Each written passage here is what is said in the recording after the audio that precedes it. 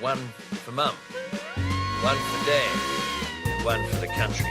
And there has never been a more exciting time to be an Australian. Budgets are about choices, Fran, and you show what you value through the choices you make. This is coal. Don't be afraid.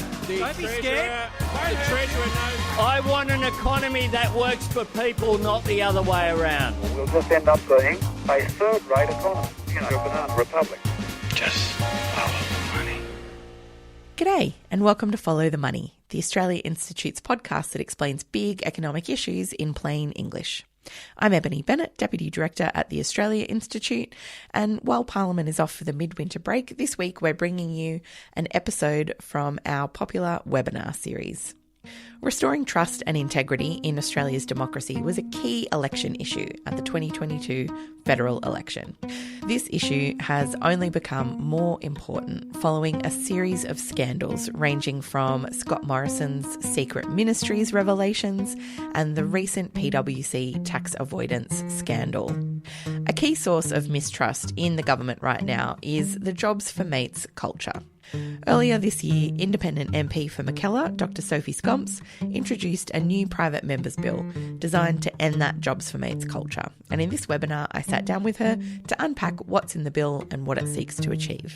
So I am hopefully about to introduce Sophie Scamps, our special guest today. Thanks for joining us, Sophie. Hi, can you hear me? We can. Excellent. Oh, yay. Saved by the bell. Saved by the bell, exactly. Excuse me one second.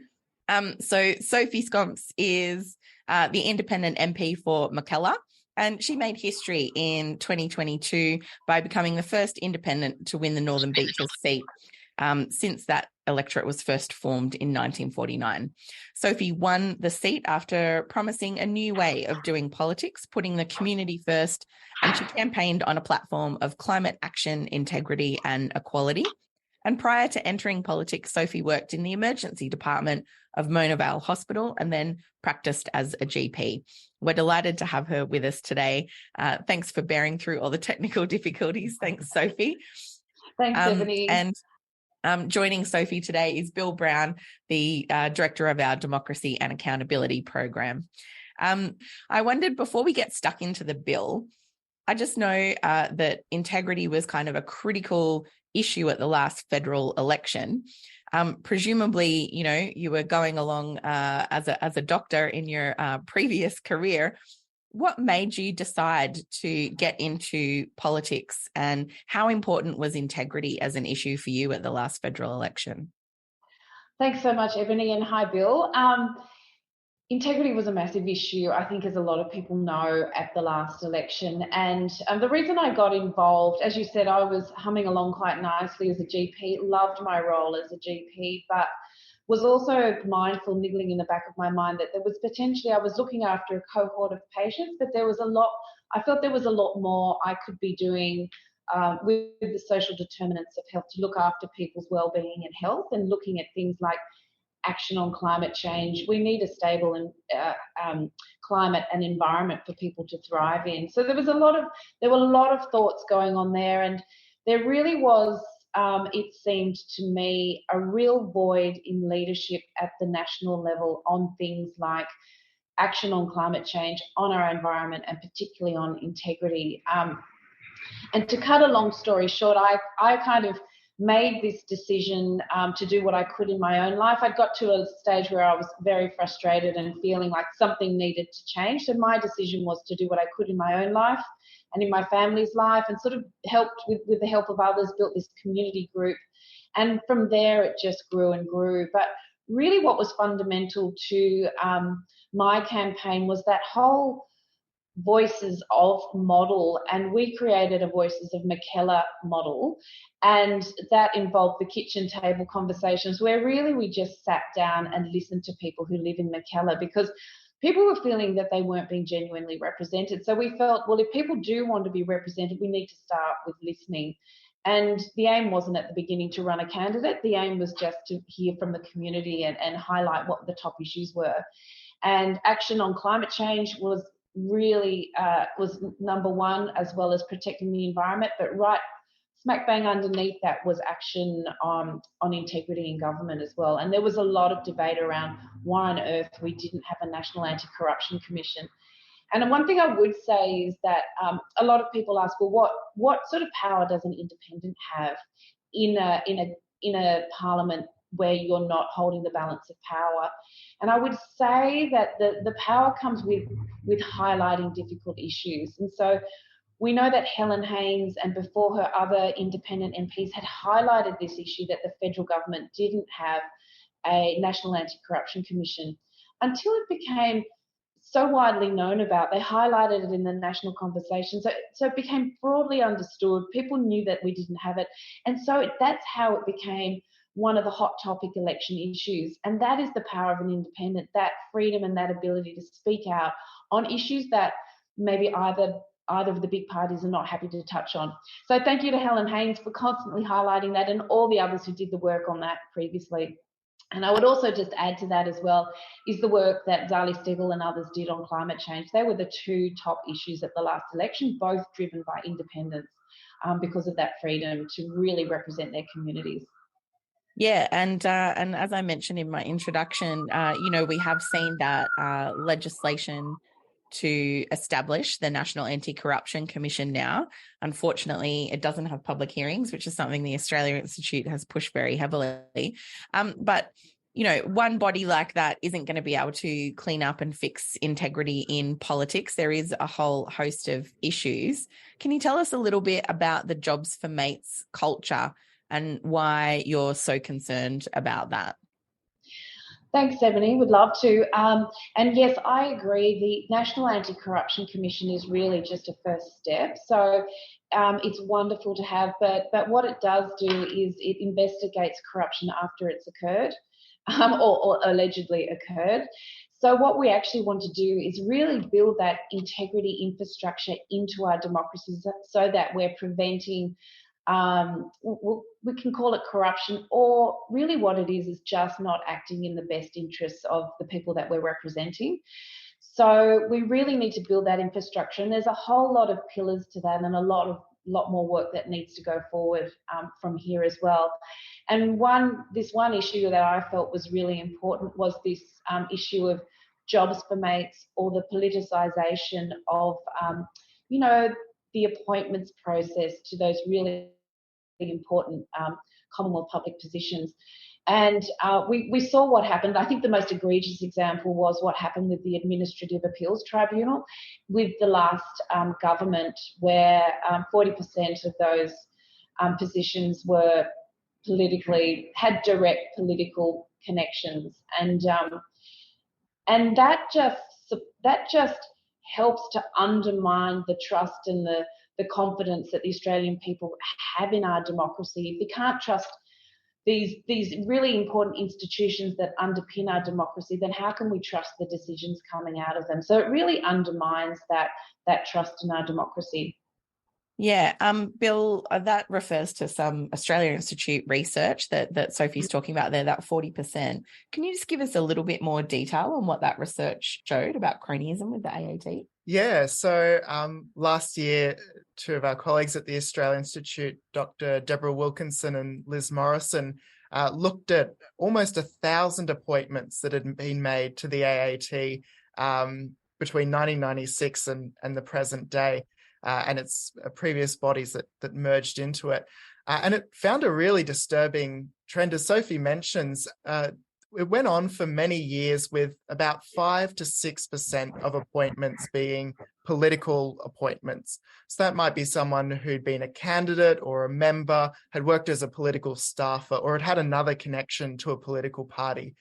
But in the last 9 years of the coalition government, that steadily increased until, as Sophie says, 40% in the last term of the Morrison It's a pretty government. big jump from 5% to 40%. It's a huge jump. And that connects to other trends as well, like a drop in the number of people with legal qualifications getting appointed, including to senior positions. And just briefly to explain the AAT, it reviews government decisions, which can be on things like visa applications or disability eligibility, real life-changing decisions, and it has to make the legally correct decision. So when you see many new political appointments coming in, and not necessarily with those legal qualifications, it's a really worrying sign. Yeah, with like potentially huge consequences for people appearing before the AAT. Sophie, were there any other kinds of issues that concerned you around that jobs for mates culture? I guess I'm thinking of things like, gas executives appointed to the COVID committee, all of those kinds of things. Was that of concern to you too? Yeah, 100%. It seemed to be sort of quite widespread. So, again, this sort of political expediency, we saw with the COVID Recovery Commission that we had a gas executive appointed to lead that, and, no wonder we ended up with a gas-led recovery. So you kind of get this sense that the appointment was given to suit what the government's agenda was, not the other way around, not real leadership on, the way that Australia should be recovering. It was sort of a foregone conclusion. And that, again, just undermines that trust, or that perceived, trust in the decisions that are coming out. And again, we had the Climate Change Authority, and we saw that, again, a fossil fuel executive was appointed to lead the Climate Change Authority, a questionable, and I think if there is a transparent process around this that is at arm's length, and there's an independent panel like the bill that I'm proposing says, then people would trust that position. So maybe that person does have the right credentials, but the thing is, it's just this perception that there's this, cronyism or this politicization where you cannot trust the decisions that are being made. And I would say that, even though it's at the state level of government, we just saw the absolute train wreck that was Barilaro, just, the sense of entitlement and the co-opting of whatever plum positions for his own benefit and own gain really, really devastates our trust in democracy.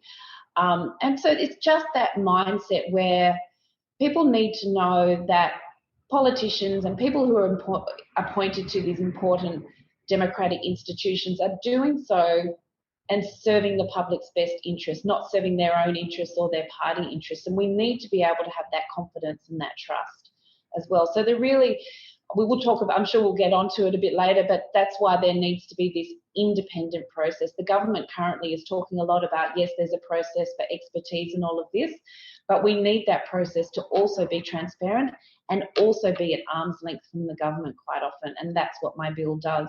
Yeah, so I was wondering if you could tell us, what are the provisions in your bill that are aimed at kind of fixing this culture? Yes, love to. And I'll just mention very quickly just the, it's been in the news a bit recently, the appointment of Catherine Campbell as an AUKUS advisor is another questionable thing. And there's no transparency, although the government's been talking a lot about this transparent, open process of integrity. That's been a very opaque process. And sorry, just for people who might not be aware, Catherine Campbell is a public servant, kind of, is she associated with robo-debt? Is that the issue there? Yeah. The issue was, and we can talk about it a bit more in detail, and Bill, we can talk about that. But the issue was that Catherine Campbell was secretary to the social services and sort of oversaw the creation and implementation of robo-debt.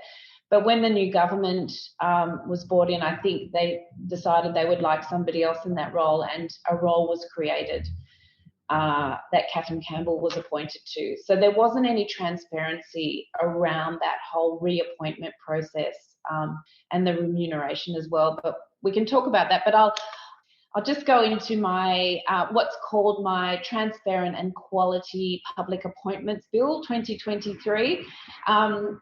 Colloquially known as Ending Jobs for Mates. And it really is about how do we make this process independent and transparent so we avoid that politicisation of public appointments. And it's just looking at federal or Commonwealth public appointments to major positions, not all positions, because that would be immense, but a large number of them. And it's around creating a parliamentary joint committee on appointments with a public appointments commissioner. And also each department under the minister would have an independent selection panel. So on that panel would be the public appointments commissioner and the secretary of that department, and then up to 3 or 4 more appointments. And so that would be the independent selection panel. And then there's a whole lot of criteria when a position does become available. Then the minister would need to set out very clearly what the criteria are that need to be met to be able to apply for this role or meet the criteria for this role. And then that has to be publicly advertised for a minimum of 2 weeks in certain places so that it is open to everyone who, is interested in that role, and it can't sort of be done as a behind the scenes scenario.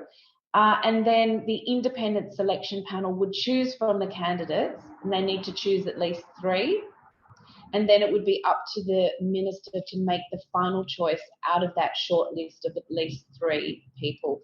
So there is an element of discretion still, ministerial discretion, but really it's at arm's length from the minister. And it's a way of ensuring that we are actually getting people with the correct expertise and skill for the role. And we need to know that because these are incredibly important roles.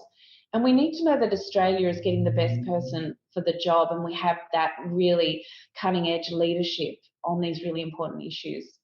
Yeah, it's such a good point. These are often critical roles, deciding, big public policy issues, and we want people who qualified for the job and looking out for the public interest, not just, the latest person who needs a job. I think this is part of, as we've said, a huge focus on kind of restoring integrity to politics. Bill, we've seen in the last couple of weeks some issues around the use of consulting firms. It's a little bit different, I think, to the jobs for mates culture, but still goes to these issues of integrity. Can you just give us a quick rundown on what some of those integrity issues are that have been raised?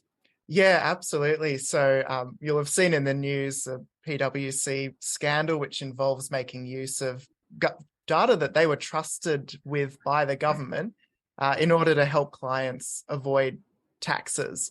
Really kind of abuse of that trust that was placed in them. But it points to a broader problem, which is that our government increasingly relies on consultants even to do the core work of government, spending over $1 billion a year on consultancies that have their own priorities, their own loyalties to their private clients, and different incentives to a public servant who, working within a department, has certain obligations to be frank and fearless, knows that they might be called up before the Senate to answer questions about what they've done, and so on.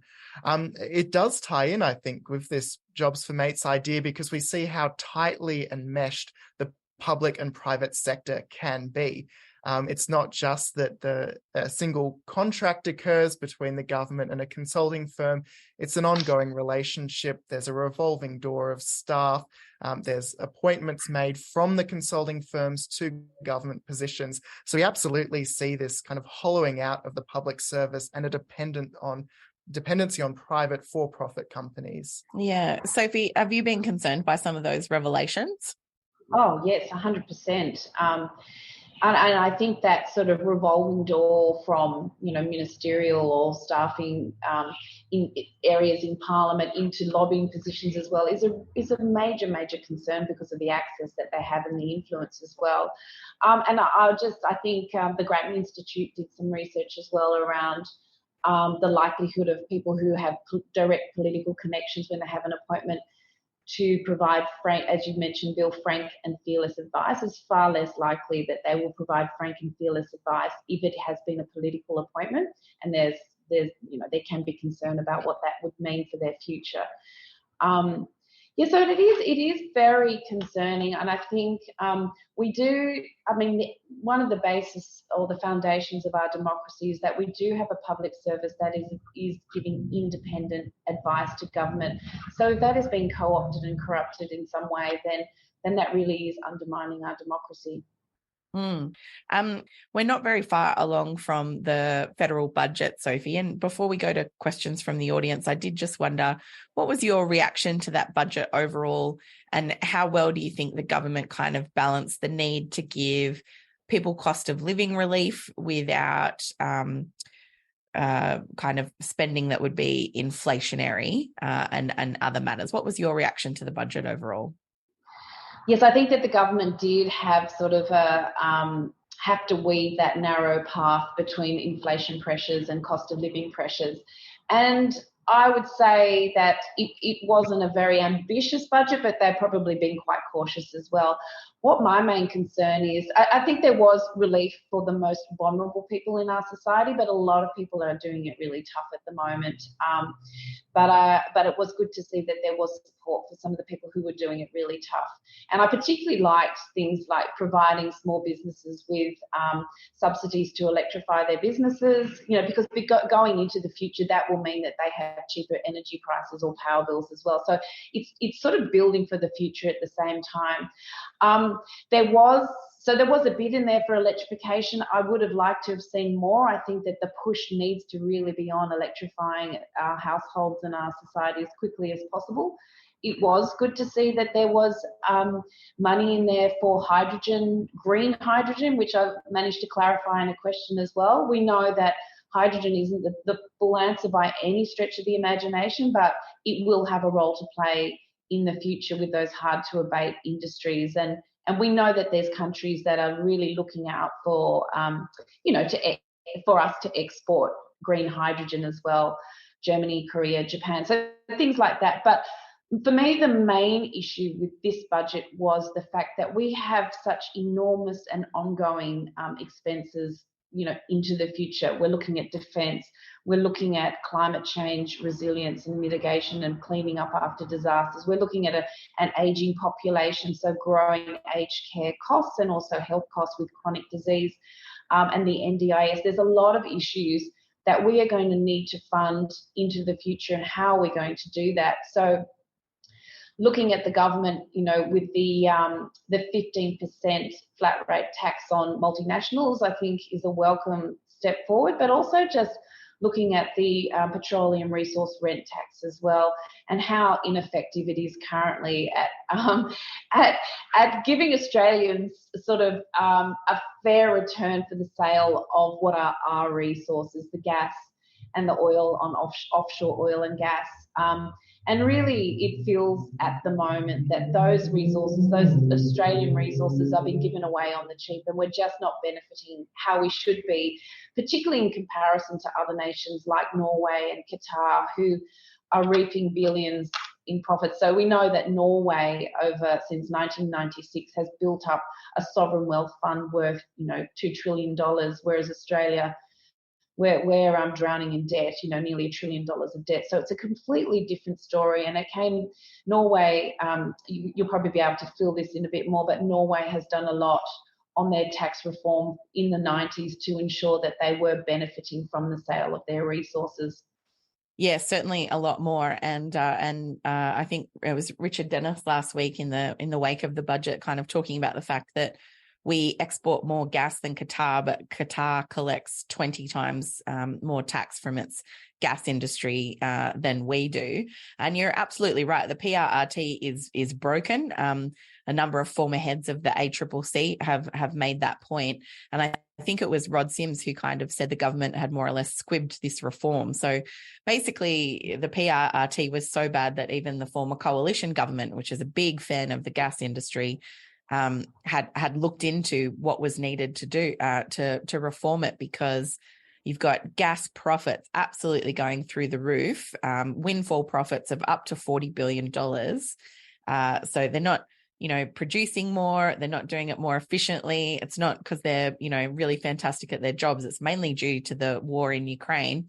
So pulling in massive profits, but we're not really collecting much revenue from that. And as you said, Sophie, we've got so many issues that require revenue to address. We are just getting ripped off at the same time as we're paying through the nose for gas that we produce and own. Being sold back to us at a really high price as well. So how are we benefiting from that? Yeah. Absolutely. I might go to questions from the audience now. The first one is from Dan, who says, how can we achieve reform and transparency for this issue when it's so often obfuscated by the smokescreens of commercial incompetence, cabinet confidence, national security, and kinds of some of those other issues that we have for not being open and transparent? Sophie, do you want to take that one first? Well, I think if we make amendments to the Act, the Appointments Act, which is 2013, then it's it's a legal obligation to then have an independent process. But if there is an independent panel, then at least we have that for each department. At least we have that confidence that they're making decisions based on quality of the candidate, the expertise of the candidate. They're also looking at the integrity of the candidate, and also if it can't be done transparently, at least we know there's a process in place, a legal process that's in place that should be taking account of those things, and that is at arm's length from the minister to a large degree. And I think and again, thank you to the Australia Institute, because there was that research that was done around what voters around the country feel should happen when there's appointments. And there's a strong feeling, I think, more than 2/3 of voters feel that ministers should only be appointing people from a short list that has been chosen because of their quality and because of their expertise, basically, not because of who they know. So I think that if there was a legal process in place that we could trust, then I think that if there was an issue of, that there need to be some privacy around it, then at least we know that there's a robust process in place that is taking care of that issue of expertise based. Yeah, Bill, did you want to add to that idea that, often transparency and accountability it's more difficult because of things like commercial in confidence, cabinet in confidence. We saw a lot of that during the pandemic with the COVID committee and national cabinet. How important is transparency like that to accountability?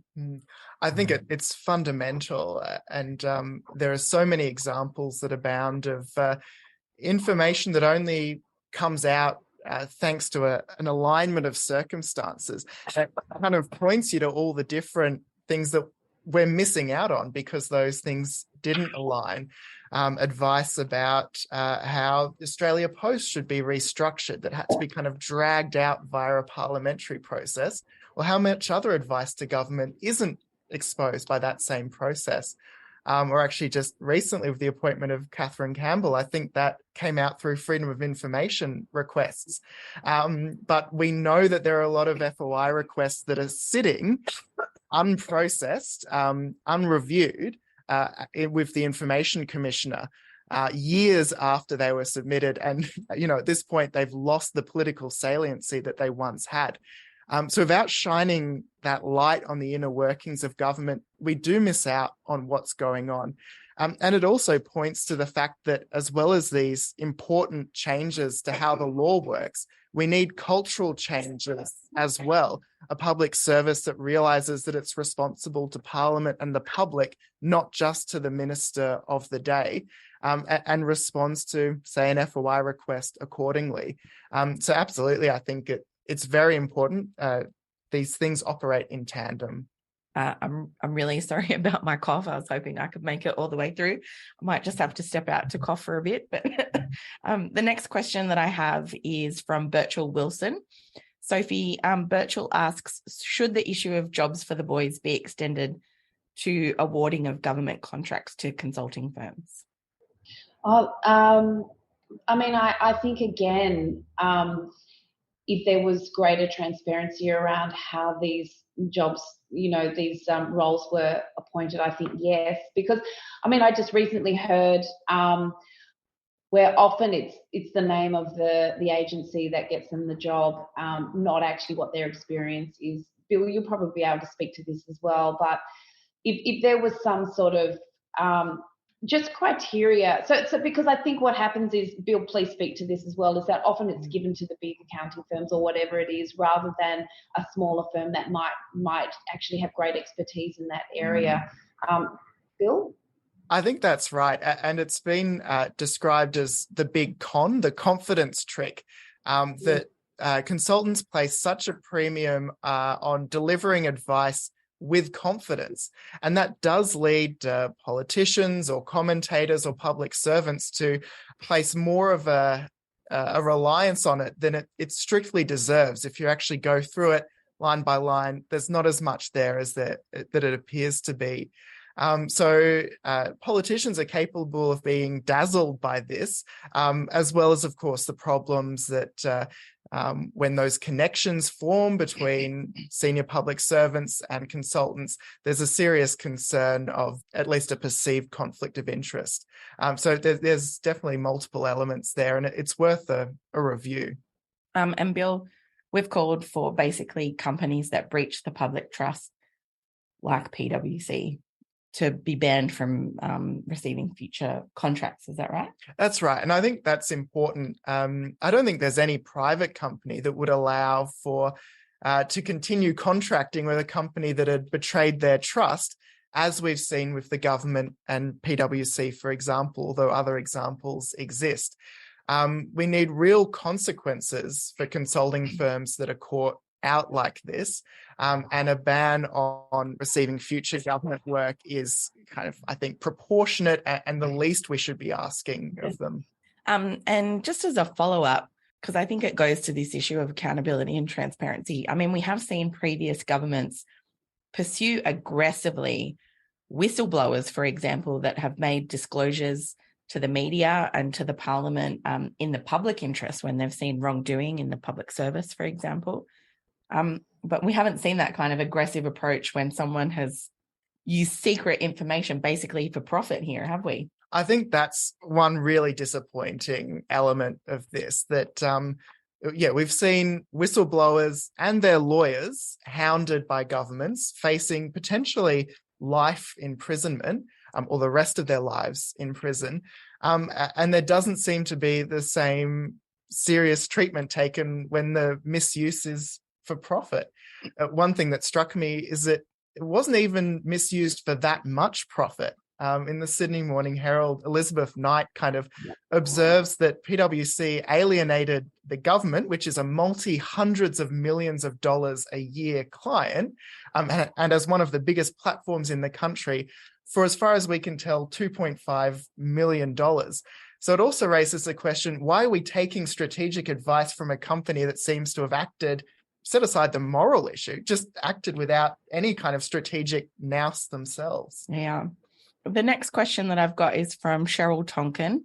Sophie, she asks or observes, not hearing much from the Teals regarding the progress of this government on climate change. Are you being sidelined or misaligned, or how would you respond to that type of question on how the government's going so far on climate?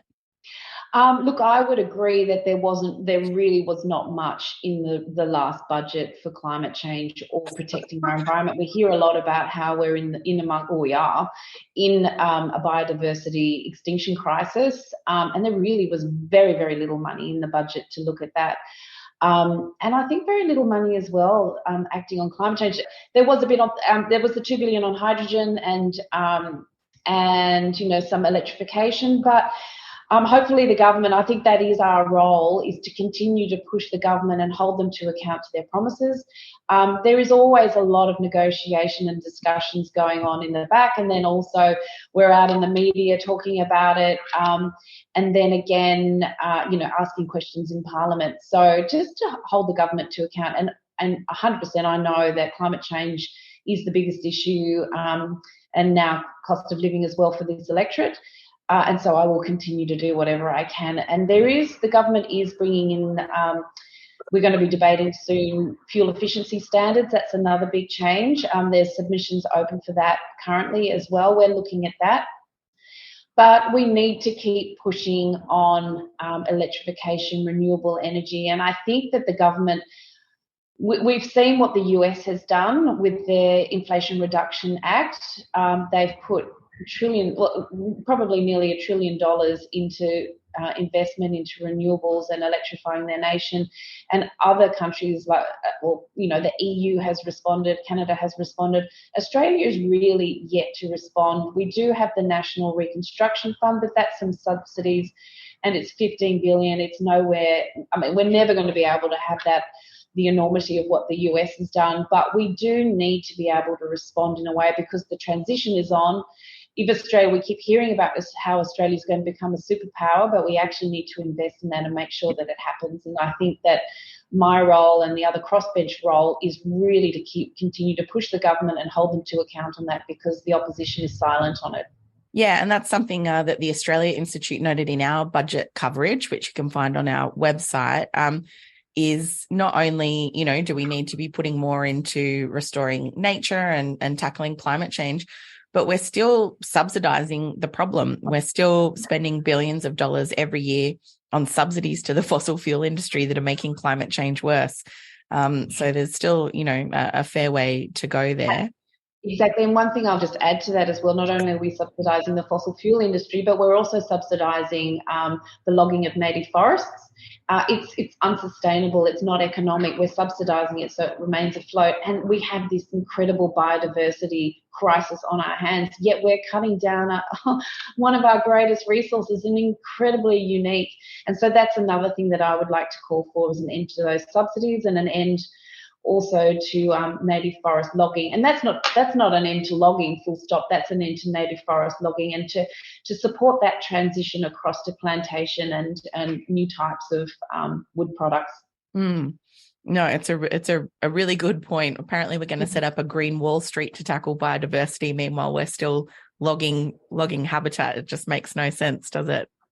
The next question that I've got is from Anthony Warren. And Sophie, he asks, interested to hear your thoughts on the new Labor government and how willing they are for meaningful reforms on integrity, especially in light of recent news and reporting on the gaming minister, Michelle Rowland, being found to have accepted campaign financing from Sportsbet. And we do have a couple of other questions that touch on kind of campaign financing in general.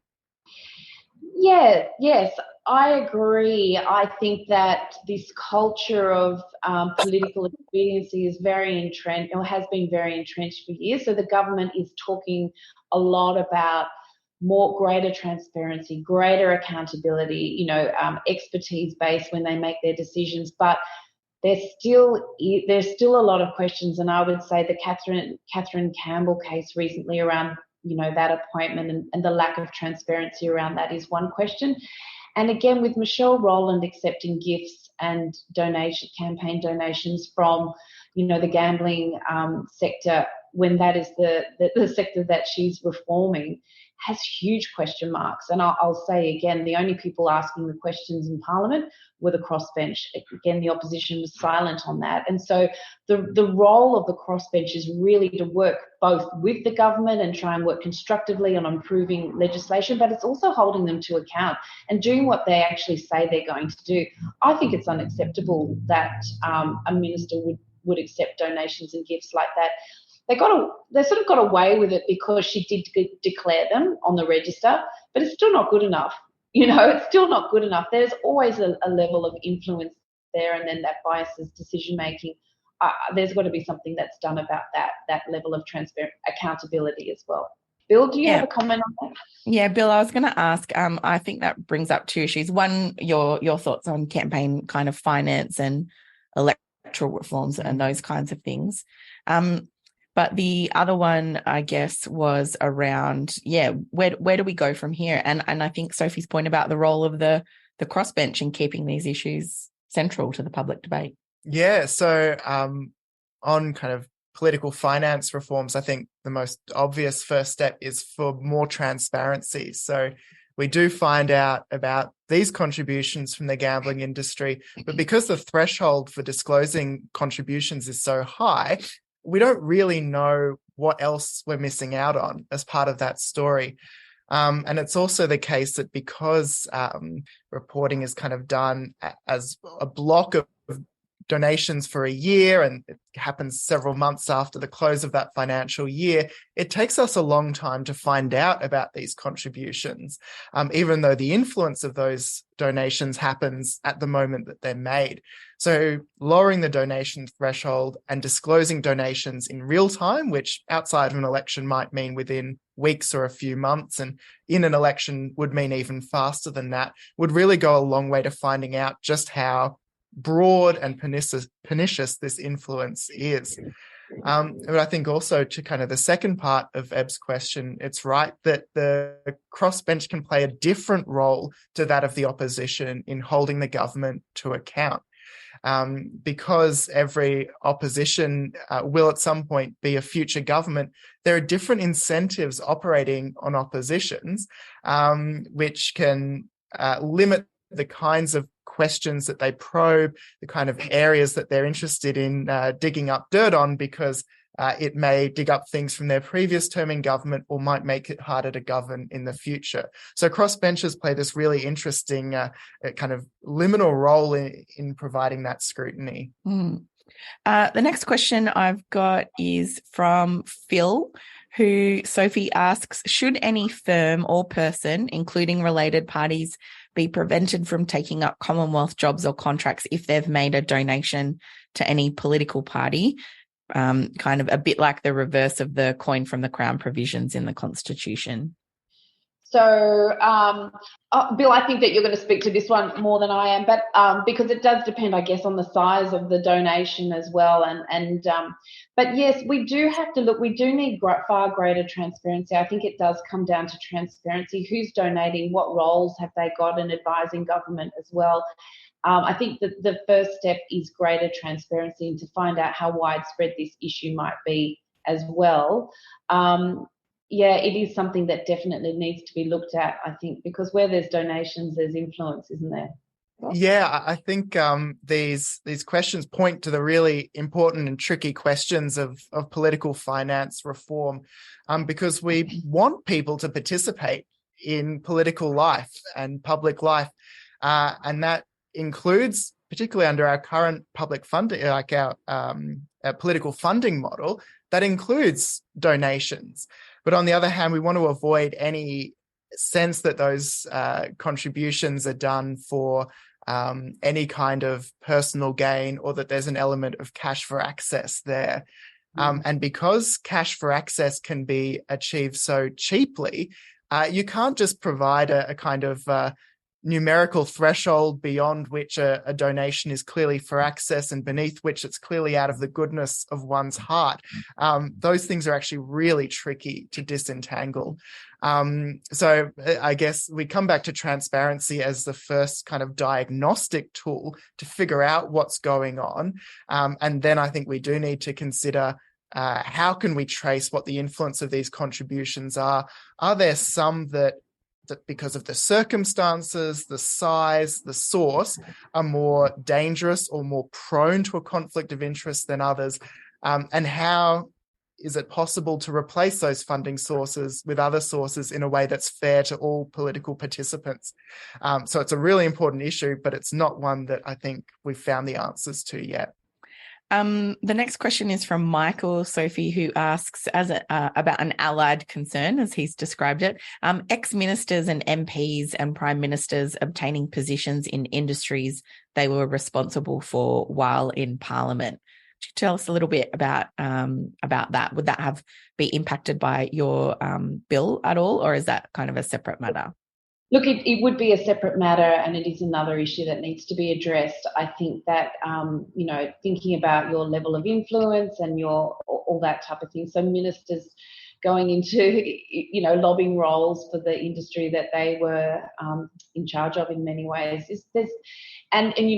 So there is an issue with that revolving door between Parliament and lobby groups and all that type of thing that does need to be looked at. And I think that there will be some work happening on lobbying and lobbyists as well.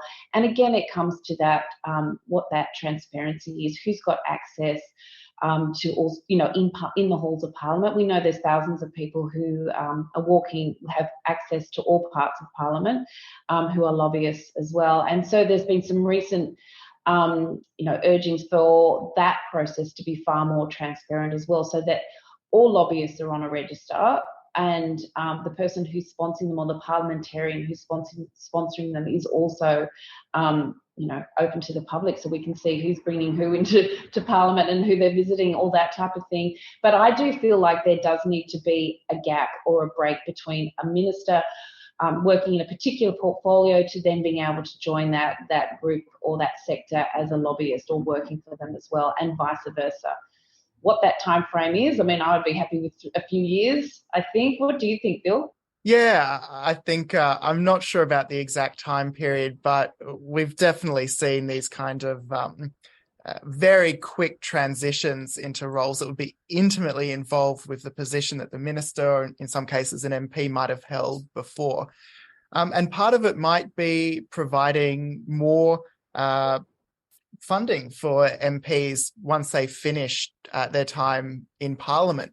And that's a kind of interesting question for the public. Would you be willing to pay, say, a more generous pension for MPs if it was tied to a requirement that they not work in a sector where there might be a conflict of interest concern? There's such reluctance to spend more on parliamentarians and ex-parliamentarians, but it might actually be a useful integrity measure if it was accompanied with strict rules. The next question that I've got is from Bernie, and Sophie, it's more around climate than integrity this time. Bernie's question is the climate emergency now downgraded? And what are your thoughts about so many new gas and coal projects being rubber stamped by the government? Oh, no, the climate emergency is not downgraded at all. That's still, I think, what is going to, it's just going to be growing as we go into the future, as we face more disasters, and, our international neighbours do too. I think we are just at the start of the response that needs to happen. I do feel that the government they've been in for 12 months, but is gathering their thoughts about how they're going to respond to the Inflation Reduction Act, because we do need to respond to that. And as I think I saw on the chat as well, there's a few issues that haven't yet been looked at, and one of them is the EPBC Act. That's sort of been pushed down the road a little bit. We should have dealt with that already, and it hasn't been dealt with. And so in the meantime, without I'll just explain what the EPBC Act. It's our environmental protection and biodiversity conservation national laws. They are not working. We know from the State of the Environment report that they are absolutely failing both our environment. We're in a biodiversity crisis, and we also know that climate change is supercharging that deterioration in our environment. So the government promised to act on that, to change them, to strengthen those laws, but that yet hasn't happened, and it's sort of been kicked further down the road.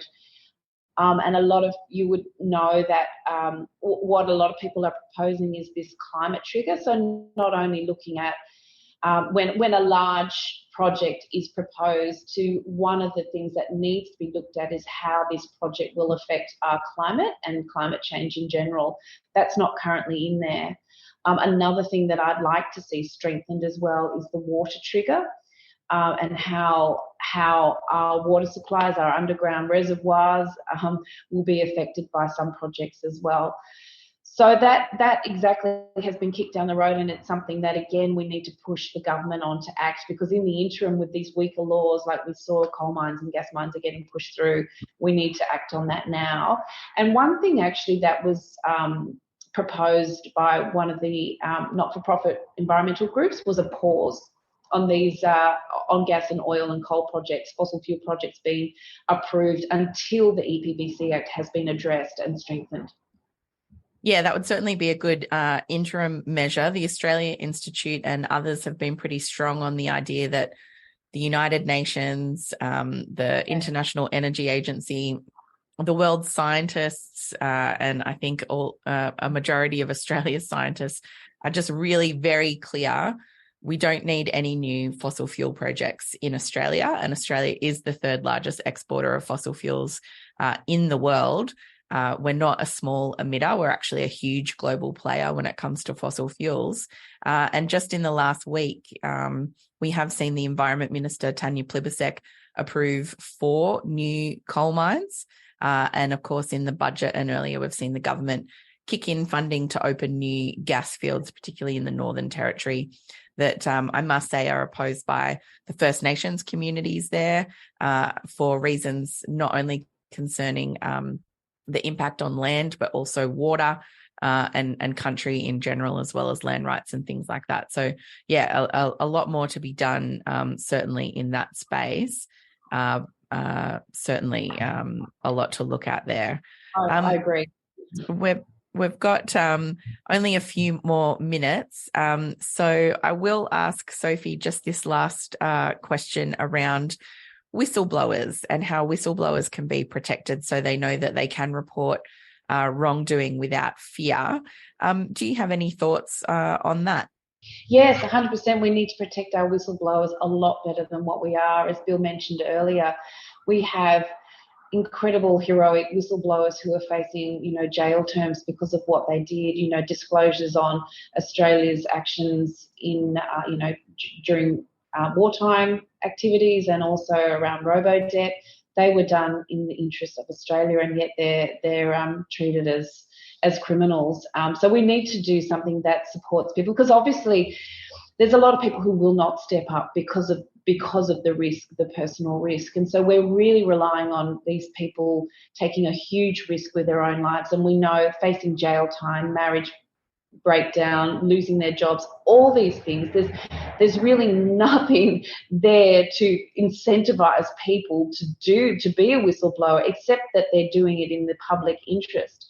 And we look at how they've been demonised, and I do think that your comments about how whistleblowers are just pursued relentlessly in a criminal way, yet when we look at what PricewaterhouseCoopers did with the release of very confidential information, there has not been the same response. It's quite stark, that difference.